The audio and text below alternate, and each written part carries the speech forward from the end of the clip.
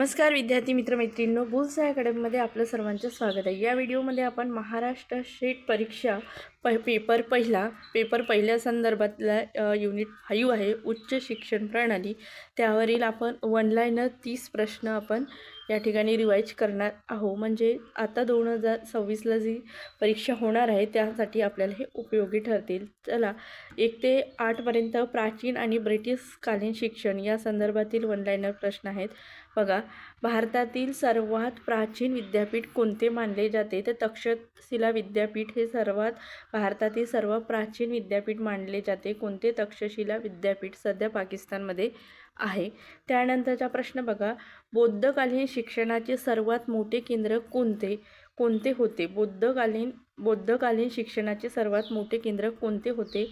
तर नालंदा विद्यापीठ, जे आता सध्या बिहारमध्ये आहे। बौद्धकालीन शिक्षणाचे सर्वात मोठे केंद्र होते नालंदा विद्यापीठ।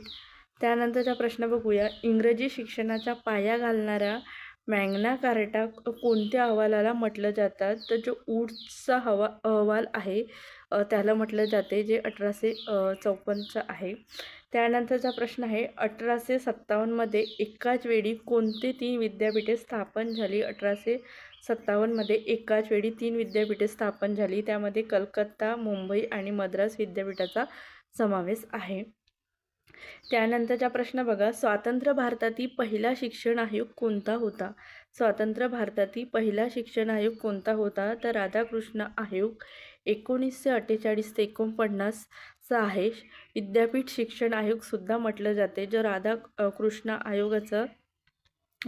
राधाकृष्ण आयोग आहे त्याला विद्यापीठ शिक्षण आयोग सुद्धा म्हटलं जाते, जो स्वतंत्र भारतातील पहिला शिक्षण आयोग आहे।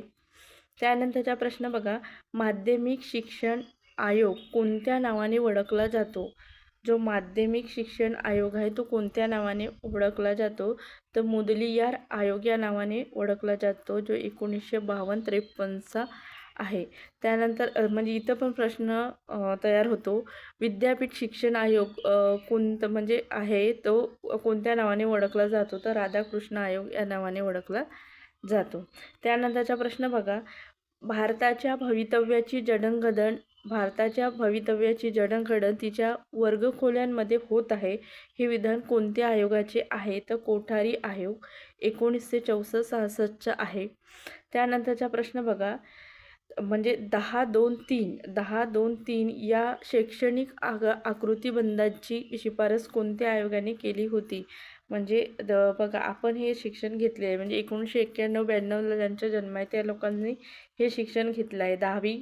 10वीपर्यंत, 11वी-12वी आणि मग graduation, first year, second year, third year, म्हणजे पूर्ण ग्रॅज्युएशन असं हे शैक्षणिक म्हणजे आकृतिबंधाची शिफारस कोणत्या आयोगाने केली होती? तर कोठारी आयोग 1964-66। त्यानंतर चा प्रश्न म्हणजे संस्थेवर आहे, नियामक संस्था किंवा वैधानिक संस्था। विद्यापीठ अनुदान आयोगाची अधिकृत स्थापना कोणत्या वर्षी झाली? स्थापना विद्यापीठ अनुदान आयोगाची स्थापना असा जर प्रश्न आला तर 1953चा आहे, पण अधिकृत स्थापना म्हटलं तर नोव्हेंबर 1956ला आहे, वैधानिक संस्था म्हणून। त्यानंतरचा प्रश्न बघा, भारताचे राष्ट्रीय ज्ञान आयोगाचे अध्यक्ष कोण होते? NKC राष्ट्रीय ज्ञान आयोग, भारताचे ज्ञान आयोगाचे अध्यक्ष कोण होते? श्याम पित्रोदा, ज्याची स्थापना 2005मध्ये झाली होती। त्यानंतरचा प्रश्न बघा, उच्च शिक्षण संस्थांचे मूल्यांकन आणि मानांकन करणारी संस्था कोणती? तर उच्च शिक्षण संस्थांचे मूल्यांकन आणि मानांकन करणारी संस्था कोणती आहे? तर नॅक कमिटी आहे। तिचं मुख्यालय कुठं आहे? बेंगळुरू या ठिकाणी आहे। आणि जर तिचं पूर्ण रूप विचारलं तर काय आहे? National assessment and accreditation council असं त्याचं पूर्ण रूप आहे।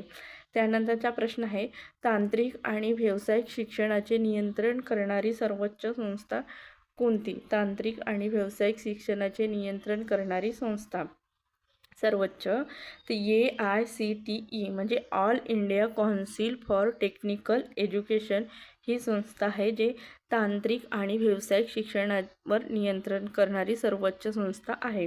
त्यानंतर शिक्षणावर नियंत्रण करणारी वैधानिक संस्था कोणती? शिक्षक शिक्षणावर म्हणजे शिक्षकांच्या शिक्षणावर नियंत्रण ठेवणारी वैधानिक संस्था कोणती? तर NCTE म्हणजेच national council for teacher education असं हे संस्थेचं नाव आहे. त्यानंतरचा प्रश्न बघा, केंद्रीय विद्यापीठाचा मुख्य अभ्यागत कोण असतो? केंद्रीय विद्यापीठाचा मुख्य अभ्यागत म्हणजे व्हिजिटर कोण असतो? तर त्याचं व्हिजिटर कोण असतो? तर भारताचे राष्ट्रपती असतात. त्यानंतरचा प्रश्न आहे, राज्यातील विद्यापीठाचा कुलपती कोण असतो? तर संबंधित राज्याचा राज्यपाल. म्हणजे आपल्या महाराष्ट्राचा कुलपती विचारलं तर महाराष्ट्र राज्याचे जे राज्यपाल आहेत ते कुलपती म्हणून राहतात विद्यापीठाचे. त्यानंतरचा प्रश्न आहे, डीम्ड युनिव्हर्सिटी घोषित करण्याचा अधिकार कोणाला आहे? केंद्र सरकारच्या सल्ल्याने UGCला आहे. केंद्र सरकारच्या सल्ल्याने करत असते. म्हणजे विद्यापीठावर म्हणजे नियंत्रण हे म्हणजे विद्यापीठाला म्हणजे स्थापन करण्याचं वगैरे जे परमिशन आहे ते केंद्र सरकारकडूनच मिळत असते. त्यामुळे केंद्र सरकारच्या सल्ल्याने UGC करत असते.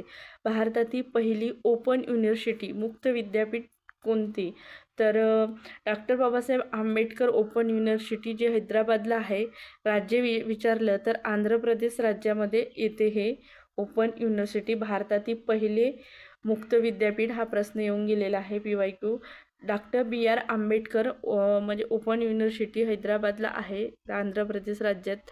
तर 1982ला स्थापन झाले. त्यानंतर डिजिटल उपक्रम आणि ऑनलाईन शिक्षण यावरील प्रश्न बघूया थोडे. यावर नेहमी प्रश्न असतात. UGCच्या 24 तास चालणाऱ्या शैक्षणिक दूरदर्शन वाहिनीचे नाव काय आहे? तर त्या UGCचे जे 24 तास चालणारे शैक्षणिक दूरदर्शन वाहिनी आहे तिचं नाव आहे व्यास चॅनल. त्यानंतरचा प्रश्न बघा, स्वयंचे पूर्ण रूप काय आहे? आपण आधीच्या व्हिडिओमध्ये सुद्धा बघितलं आहे का? तर स्वयंचे पूर्ण रूप काय आहे हा पण प्रश्न होऊन आलेला आहे. Study webs of active learning for young aspiring minds हे त्याचं पूर्ण रूप आहे. त्यानंतरचा प्रश्न आहे, स्वयंप्रभा अंतर्गत उच्च दर्जाचे शैक्षणिक कार्यक्रम दाखवण्यासाठी किती DTH वाहिन्या आहेत? तर स्वयंप्रभा अंतर्गत आता 40 वाहिन्या आहेत. सध्याच्या अपडेटनुसार आधी 34 होतं हे, म्हणजे हा पण PYQ प्रश्न आहे. 34 उत्तर दिलेलं आहे, पण आता सध्याच्या अपडेटनुसार 40 वाहिन्या आहेत. त्यानंतरचा प्रश्न आहे, उच्च शिक्षणातील विद्यार्थ्यांचे शैक्षणिक गुण डिजिटली साठवण्यासाठी कोणती व्यवस्था सुरू केली आहे? तर ABC. उच्च शिक्षणातील विद्यार्थ्यांचे शैक्षणिक गुण डिजिटली साठवण्यासाठी ABC व्यवस्था सुरू करण्यात आलेली आहे. तर त्याचं पूर्ण रूप आहे अकाडमिक बँक ऑफ क्रेडिट्स असा ABCचा अर्थ आहे. Academic bank of credits. त्यानंतरचा प्रश्न बघा, भारतातील सर्व विद्यापीठातील प्रबंध ऑनलाईन साठवणाऱ्या डिजिटल भांडाराचे नाव काय आहे? तर शोधगंगा हे नाव आहे.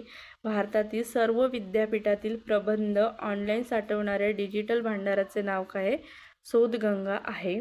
त्यानंतरचा प्रश्न, प्राध्यापक आणि संशोधकांना साहित्याची चोरी तपासण्यासाठी UGCने कोणते सॉफ्टवेअर दिलेले आहे? तर उरकुट नावाचे सॉफ्टवेअर आहे. उरकुट नावाचे सॉफ्टवेअर आहे. उरकुट किंवा ऑरिजिनल असं आहे. उरकुट किंवा ऑरिजिनल हे सॉफ्टवेअर आहे जे प्राध्यापक आणि संशोधकांना साहित्याची चोरी तपासण्यासाठी UGCने दिलेले आहे. त्यानंतर राष्ट्रीय शैक्षणिक धोरण 2020 आहे, त्यावर आणि इतर घडामोडी बघणार आहोत. तर राष्ट्रीय शैक्षणिक धोरण 2020चा मसुदा कोणत्या समितीने तयार केला? तर डॉक्टर कस्तुरीरंगन या समितीने राष्ट्रीय शैक्षणिक धोरण 2020चा मसुदा तयार केला. त्यानंतरचा प्रश्न आहे, तर राष्ट्रीय शैक्षणिक धोरणानुसार उच्च शिक्षणात 2035पर्यंत स्थूल नोंदणी गुणोत्तर किती टक्के करण्याचे उद्दिष्ट आहे? तर 2035पर्यंत GIR किती टक्के करायचा आहे? नोंदणी गुणोत्तर, स्थूल नोंदणी गुणोत्तर GER म्हणजे स्थूल नोंदणी गुणोत्तर 50% पर्यंत करण्याचे उद्दिष्ट आहे. त्यानंतरचा प्रश्न आहे, भारताचे मनुष्यबळ विकास मंत्रालय आता कोणत्या नावाने ओळखले जाते?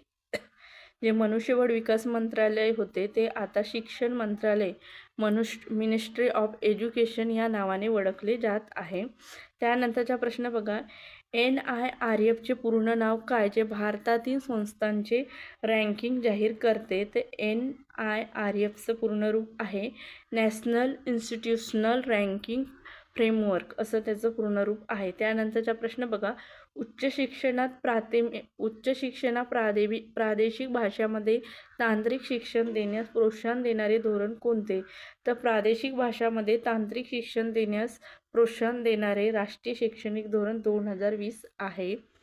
त्यानंतरचा प्रश्न, विद्यार्थ्यांच्या कौशल्याचा विकास करण्यासाठी व्यावसायिक शिक्षणाचा समावेश कोणत्या धोरणात अनिवार्य केलेला आहे? तर राष्ट्रीय शैक्षणिक धोरण 2020 आहे. त्यामध्येच कौशल्य शिक्षणाच्या विकासासाठी कौशल्याचा विकास करण्यासाठी व्यावसायिक शिक्षणाचा समावेश अनिवार्य केलेला आहे. त्यानंतरचा प्रश्न बघूया, राष्ट्रीय उच्चतर शिक्षण अभियान म्हणजेच रुसाची सुरुवात कोणत्या वर्षी झाली? तर 2013ला उच्च शिक्षण संस्थांना निधी देण्याचं काम करते रुसा. राष्ट्रीय उच्चतर शिक्षा अभियान म्हणजेच रुसा ची सुरुवात 2013ला झाली, जे उच्च शिक्षण संस्थांना निधी देण्यासाठी आहे. तर अशा पद्धतीने आपण उच्च शिक्षण प्रणाली ह्यावरील आपण 30 प्रश्न बघितले आहे, जे आता 2026चे पेपर पुढे गेलेले आहेत महाराष्ट्र सेट परीक्षेचं. तर त्या पेपर 1साठी हे सगळ्यांना उपयोगी ठरतील. हा व्हिडिओ इथंच थांबवूया. धन्यवाद.